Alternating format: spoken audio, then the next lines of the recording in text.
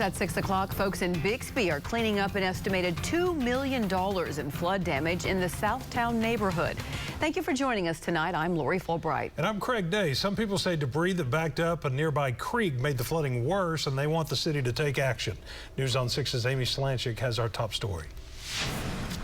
As people's lives spill out into their front yards and driveways in the Southtown neighborhood, they wonder what's next. Pictures and military uniforms. Katie Frankie is focused on cleaning out the garage today, dealing with her first flood. Some of the boxes we haven't opened since we moved here a few years ago from Alaska. She says there was so much water flowing into her home that her freezer started floating. Believe it or not, we plugged it in after we brought it out here and it instantly started working. It's like an historic freezer now. At last night's city council meeting, Bixby residents expressed concerns about what they're calling a blockage in Little Snake Creek. Some say large logs and debris in the creek made flooding worse. What happens if it rains in 2 weeks?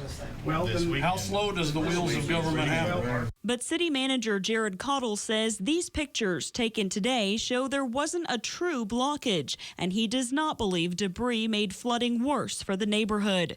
The city is allocating $20,000 for the use of large roll-off dumpsters to help with cleanup. City leaders hope those will be available sometime this week. We started the very next day with cleanup, so I think we're kind of past that point of it. I was really hoping to hear a little bit more about, why it happened. Do we know why it happened? How do we prevent it from happening again? Do we need to move?